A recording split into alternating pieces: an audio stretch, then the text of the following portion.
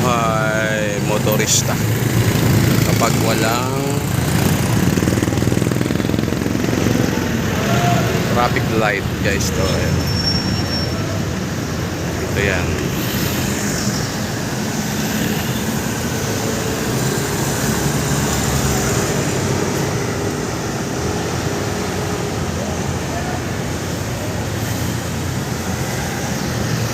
Nasusubukan niya kapag mga rush hour, ano, medyo hirap na hirap silang mag ano.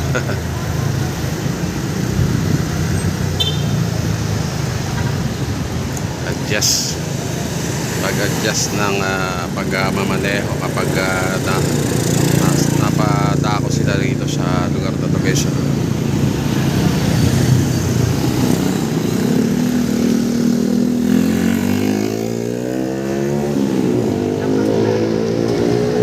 Sira yung ano yung traffic light, no.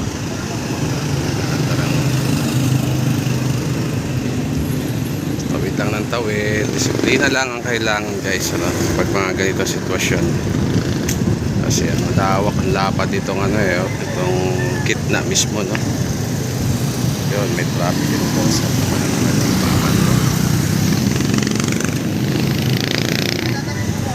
tawid ka na